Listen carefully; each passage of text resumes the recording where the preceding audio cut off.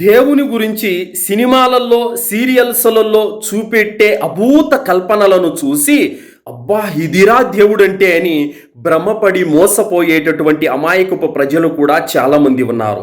సోదరులారా, నిజ దైవాన్ని గుర్తించాలంటే దైవ గ్రంథాల ఆధారంగా గుర్తించగలుగుతారే గాని సినిమాలను చూసో, సీరియల్స్‌ను చూసో ఎవ్వరు కూడా నిజ దైవాన్ని గుర్తించలేరు.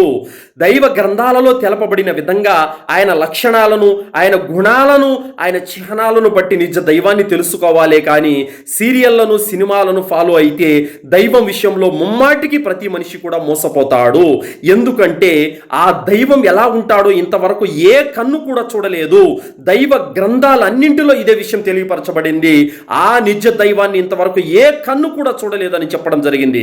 మరి చూడనటువంటి ఆ దైవాన్ని వీళ్ళు మాత్రం ఏ విధంగా తెరల మీద చూపించగలుగుతారు?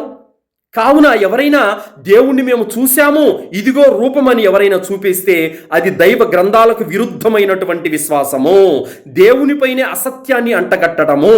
ముఖ్యంగా అంతిమ దైవ గ్రంథమైనటువంటి ఖురాన్లో సూరే అల్ అనామ్ 103వ ఆయతులో సృష్టికర్త అయిన అల్లా ఇలా తెలియజేస్తున్నాడు, లా తుదిరికుల్ అబ్సార్ వహువ యుద్రికుల్ అబ్సార్.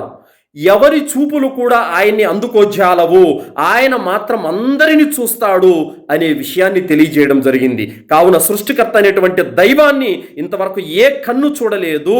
కావున సినిమాలు చూసి, సీరియళ్ళు చూసి మోసపోకండి. నిజ దైవాన్ని దైవ గ్రంథాల వెలుగులో తెలుసుకోండి. ముఖ్యంగా అంతిమ దైవ గ్రంథం ద్వారా నిజ సృష్టికర్తను ప్రతి ఒక్కరూ గుర్తించగలుగుతారు.